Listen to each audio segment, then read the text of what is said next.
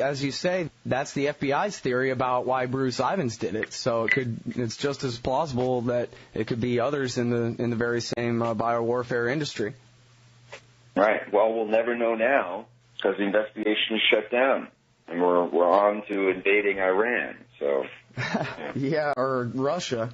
Now, another thing here is that this was Bush's enemies that got it, right? This was Leahy and Daschle. In the Senate is Dan Rather and Tom Brokaw, the Democrats, on major TV news. And then what was the deal with the National Enquirer crew down in Florida? Hadn't they been running a bunch of stories about Bush's daughters and that kind of thing? It's not too hard to use your imagination and see that, perhaps this thing was ordered out of the White House, Listen, God, I don't know. Do you know the story about the guy in Florida? Leahy and Daschle both were key players in holding up the Patriot Act, and then they got the Anthrax letters, Congress was shut down, and the Patriot Act suddenly passes. Yeah, bunch of weird coincidences, that's for sure.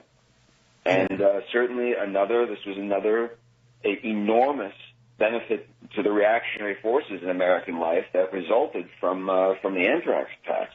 Mm-hmm. And now we know from the principle of crisis and Leviathan, the ratchet effect, that you don't need for the people who benefit from a crisis don't need to be the ones behind it. Any politician is going to try to benefit from any kind of disruption.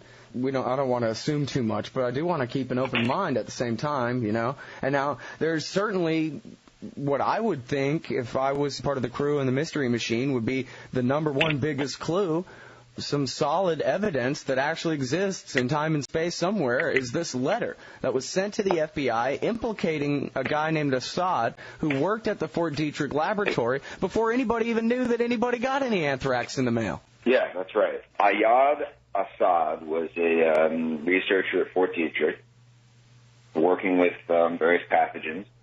And the FBI was sent a letter stating that, the letter that, as you say, suggested some sort of foreknowledge of the attack. That is, the letter was sent to FBI prior to anyone finding out about the first Anthrax letters.